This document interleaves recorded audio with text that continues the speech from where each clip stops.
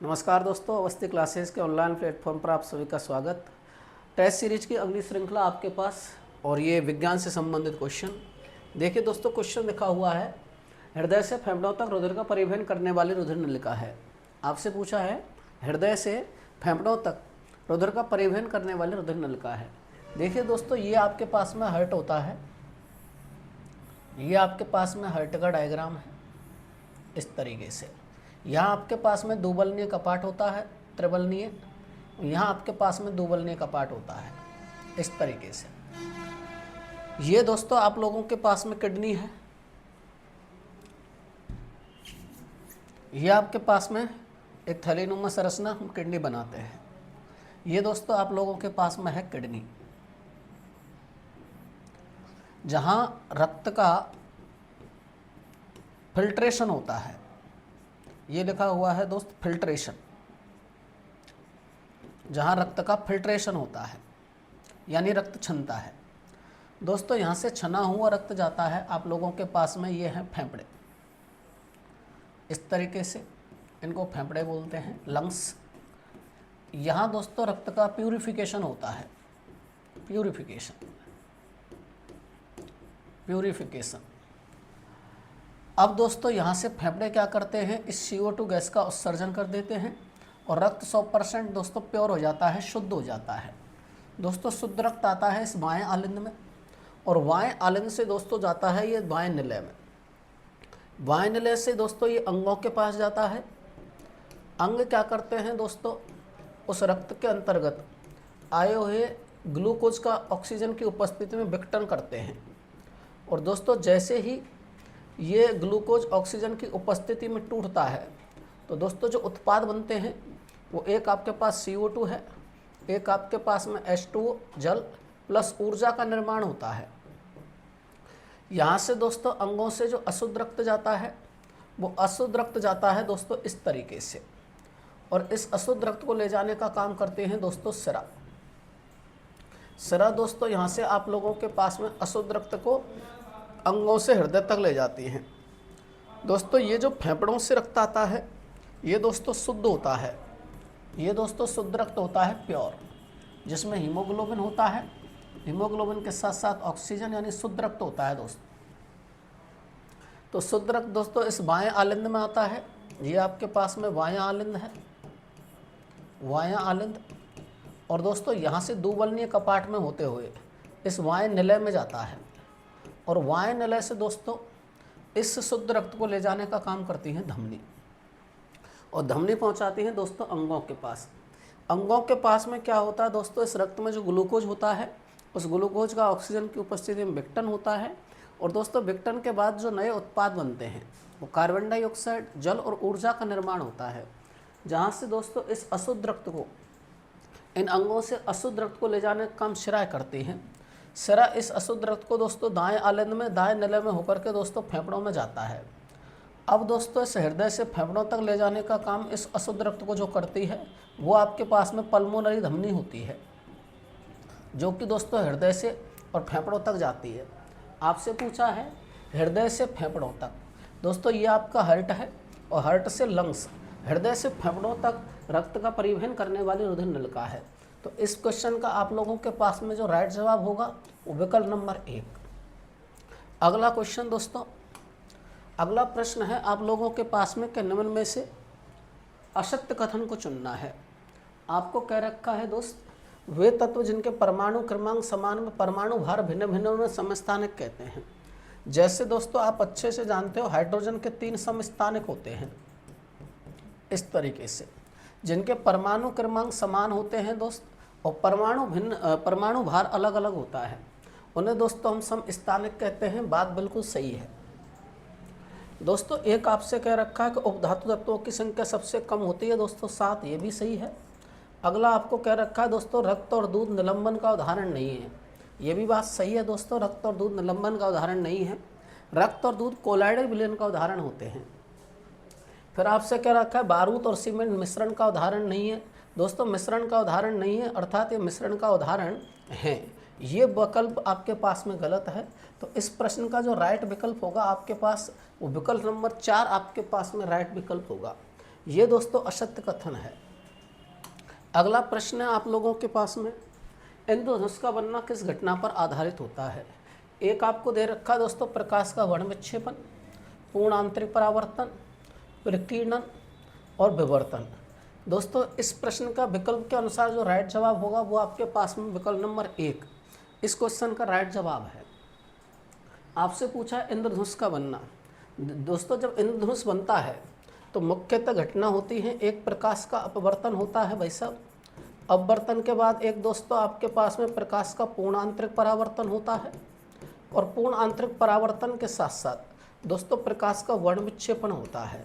अगर आपको विकल्प में ये तीनों एक साथ दिए हुए हों और आपको अगला विकल्प दिया हुआ हो उपयुक्त सभी, तो ऐसी स्थिति में दोस्तों आपका जो आंसर होगा वो उपयुक्त सभी होगा। लेकिन यहाँ दोस्तों चारों घटनाएं आपके पास अलग अलग दे रखी हैं। प्रकाश का वर्ण विक्षेपण, प्रकाश का अपवर्तन पूर्ण आंतरिक परावर्तन, प्रकाश का प्रकीर्णन और प्रकाश का विवर्तन। इसलिए दोस्तों इस क्वेश्चन का जो राइट जवाब है वह है आपके पास प्रकाश का वर्ण विक्षेपण। अगला क्वेश्चन है आप लोगों के पास, किसी झूले को अंतरिक्ष में ले जाने पर उसका आवर्तकाल हो जाता है।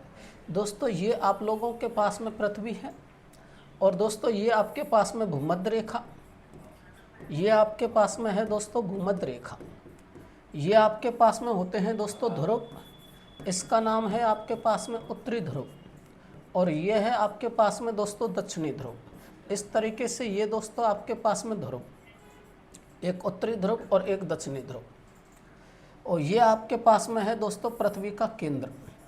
और हम जानते हैं दोस्तों जो गुरुत्वीय त्वरण होता है, यानी अगर अपन गुरुत्वीय त्वरण की बात करें तो दोस्तों पृथ्वी के केंद्र पर, केंद्र के साथ साथ अंतरिक्ष में, और अंतरिक्ष के साथ साथ दोस्तों पृथ्वी के केंद्र पर दोस्तों, पृथ्वी के केंद्र के साथ साथ दोस्तों अंतरिक्ष में जो गुरुत्वीय त्वरण होता है, एक आप लोगों के पास में लेके चलें कृत्रिम उपग्रह। तो ये जो स्थान होते हैं, इन स्थानों पर दोस्तों जो गुरुत्वीय त्वरण मान होता है, गुरुत्वीय त्वरण का, इस गुरुत्वीय त्वरण का मान 0 होता है। और दोस्तों ये जो आवर्तकाल होता है, ये आवर्तकाल दोस्तों गुरुत्वीय त्वरण के व्युत्क्रमानुपाती होता है। आपसे पूछा जा रहा है किसी झूले को अंतरिक्ष में ले जाना है, अंतरिक्ष में ले जाने पर आवर्तकाल हो जाता है। दोस्तों आप अच्छे से जानते हो अंतरिक्ष में गुरुत्वीय त्वरण का मान 0 होता है, और 0 का उल्टा दोस्तों अनंत होता है। तो अंतरिक्ष में ले जाने पर दोस्तों आवर्तकाल अनंत हो जाता है। ये दोस्तों विकल्प नंबर 4 इस क्वेश्चन का आपके पास में राइट जवाब है। अगला जो प्रश्न है आप लोगों के पास में, वो अगला प्रश्न है कि sickle cell anaemia, sickle cell anaemia किस गुणसूत्र की विकृति का परिणाम है। हम अच्छे से जानते हैं दोस्तों, एक हमारे पास में जो गुणसूत्र होते हैं वो एक होते हैं आप लोगों के पास में अलिंग गुणसूत्र, और एक होते हैं आपके पास में दोस्तों लिंग गुणसूत्र। एक आपके पास में लिंग गुणसूत्र होते हैं, एक आपके पास में अलिंग गुणसूत्र होते हैं। ये दोस्तों गुणसूत्र के 2 टाइप आप लोगों के पास में होते हैं, एक तो दोस्तों अलिंग गुणसूत्र होते हैं, एक लिंग गुणसूत्र होते हैं। आपसे कहा है दोस्तों कि सिकल सेल एनीमिया, आप अच्छे से जानते हैं दोस्तों अलिंग गुणसूत्रों की जो संख्या होती है, वो अलिंग गुणसूत्रों की संख्या होती है आप लोगों के पास में 44। 44 का मतलब दोस्तों आप लोगों के पास में 22 जोड़ा गुणसूत्र जो होते हैं वो अलिंग गुणसूत्र होते हैं। और दोस्तों 2 गुणसूत्र आप लोगों के पास में, मतलब 1 जोड़ा जो गुणसूत्र होता है वो लिंग गुणसूत्र होता है, जो पुरुष में होता है आप लोगों के पास में XY के रूप में, और जो मादा होती है दोस्त उसमें होता है XX के रूप में। जबकि दोस्तों 1 से लेकर के 22 जोड़े तक जो गुणसूत्र होते हैं वो आप लोगों के पास में अलिंग गुणसूत्र होते हैं। आपसे कहा है दोस्तों अलिंग गुणसूत्र, सिकल सेल एनीमिया किस गुणसूत्र की विकृति का परिणाम है। तो दोस्तों सिकल सेल एनीमिया जो रोग होता है वो सिकल सेल एनीमिया दोस्तों, ये दोस्तों सिकल सेल एनीमिया ये अलिंग गुणसूत्र में विकृति के कारण होता है। और अलिंग गुणसूत्र के दोस्तों 11वें क्रोमोसोम जो होता है वो 11वें क्रोमोसोम की विकृति के कारण दोस्तों ये रोग होता है आपके पास में सिकल सेल एनीमिया। तो इसका जो आपके पास में राइट जवाब होगा दोस्तों वो 11वें गुणसूत्र की विकृति के कारण सिकल सेल एनीमिया रोग होता है। अगला क्वेश्चन आप लोगों के पास में है, वैज्ञानिक एवं क्रांतिक अभिवृद्धि विकास के लिए सर्वश्रेष्ठ विधि है। यानी दोस्तों वैज्ञानिक और क्रांतिक दृष्टिकोण के लिए हमारे पास में जो विधि होती है उसका नाम होता है अनुसंधान विधि। अनुसंधान विधि, अनुसंधान विधि जिसको दोस्तों अपन ह्यूरिस्टिक मेथड कहते हैं, ये आपके पास में, इसको हम ह्यूरिस्टिक मेथड के नाम से जानते हैं, ह्यूरिस्टिक विधि के नाम से जानते हैं। ह्यूरिस्टिक विधि, अनुसंधान विधि, या इसी को कहते हैं दोस्तों खोज विधि। और इस विधि के प्रतिपादक हैं आप लोगों के पास में हेनरी आर्मस्ट्रांग। तो हेनरी आर्मस्ट्रांग इस विधि के आप लोगों के पास में प्रतिपादक होते हैं। और आपसे पूछा है दोस्तों कि वैज्ञानिक अभिवृत्ति एवं क्रांतिक अभिवृत्ति विकास के लिए सर्वश्रेष्ठ विधि है। तो इस क्वेश्चन का दोस्तों जो राइट जवाब है वो ह्यूरिस्टिक मेथड होता है। अनुसंधान जो विधि होती है वो दोस्तों बालकों में एक तो वैज्ञानिक दृष्टिकोण पैदा करती है, साथ साथ क्रांतिक अभिवृत्ति का विकास करती है। तो वैज्ञानिक दृष्टिकोण के लिए सर्वाधिक जो दोस्तों विधि उपयुक्त मानी जाती है वो ह्यूरिस्टिक विधि मानी जाती है। अनुसंधानात्मक क्षेत्रों में दोस्तों हम इस ह्यूरिस्टिक विधि का प्रयोग करते हैं। अगला क्वेश्चन जो आप लोगों के पास में है, अगला प्रश्न जो आप लोगों के पास में आता है कि कक्षा में सहायक सामग्री, टीचिंग लर्निंग मटेरियल, सहायक सामग्री का उपयोग करते समय ध्यान रखने योग्य बिंदु हैं। यानी शिक्षण कक्षा में सहायक सामग्री का उपयोग करते समय ध्यान रखने योग्य बिंदु हैं। सहायक सामग्री पूरे समय तक प्रदर्शित की जाए।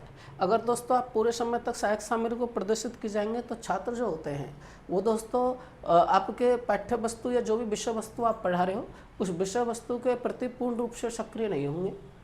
सहायक सामग्री निर्धारित समय पर दिखाकर हटा ली जाए। सहायक सामग्री प्रकरण से संबंधित हो और सहायक सामग्री देखने में सुंदर हो।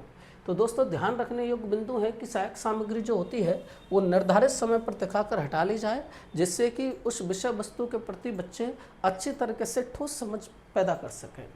अगला क्वेश्चन जो आप लोगों के पास में है कि स्किनर द्वारा प्रतिपादित अभिकर्मित अनुदेशन मॉडल को किस एक नाम से दोस्तों यहाँ था नहीं जाना जाता है। प्रश्न में थोड़ी सी अशुद्धि है दोस्तों। इस तरीके से यहाँ है कि स्किनर द्वारा प्रतिपादित अपग्रेड अनुदेशन मॉडल को किस एक नाम से नहीं जाना जाता है। दोस्तों रेखीय, श्रृंखला और बाह्य एक ही होते हैं। इसका जो राइट जवाब है वह आपके पास में दोस्तों आंतरिक। अगला क्वेश्चन से आप लोगों के पास में कि पर्यटन विधि के प्रतिपादक, आपसे पूछा है पर्यटन विधि के प्रतिपादक हैं। तो दोस्तों जो पर्यटन विधि होती है उस पर्यटन विधि के प्रतिपादक हैं दोस्तों आपके पास में पेस्टोलॉजी। पेस्टोलॉजी के द्वारा दोस्तों जिस विधि का प्रतिपादन किया गया वो पर्यटन विधि है। इस पर्यटन विधि में बालक दोस्तों किसी भी विषय वस्तु के ऊपर प्रत्यक्ष रूप से अध्ययन करते हैं, अर्थात उस विषय वस्तु को प्रत्यक्ष रूप से देखते हैं। बालकों को पर्यटन के लिए ले जाया जाता है, यानी किसी भी शैक्षिक भ्रमण के टूर से संबंधित, विषय वस्तु से संबंधित किसी स्थान पर पर्यटन के लिए ले जा करके उन बालकों को उस विषय वस्तु का मूर्त रूप में, प्रत्यक्ष रूप में दिखा करके दोस्तों ज्ञान कराया जाता है। ऐसी विधि होती है पर्यटन विधि। डेजी मॉर्वल जो दोस्तों पर्यवेक्षित अध्ययन विधि के प्रतिपादक हैं। B.S. ब्लूम जिसने दोस्तों अपने ब्लूम टैक्सोनॉमी यानी कि व्यवहार के 3 पक्षों के बारे में इसने अपनी अवधारणा दी है। इस तरीके से आप लोगों के पास में विज्ञान टेस्ट सीरीज का सॉल्यूशन है। और किसी भी प्रकार के प्रश्न में किसी भी प्रकार का संकोच हो तो आप कमेंट बॉक्स के अंतर्गत उस प्रश्न की संदर्भ में सूचनाएं लिखें, तुरंत आपको उस प्रश्न के संबंध में समाधान हेतु रिप्लाई दिया जाएगा। Thank you so much.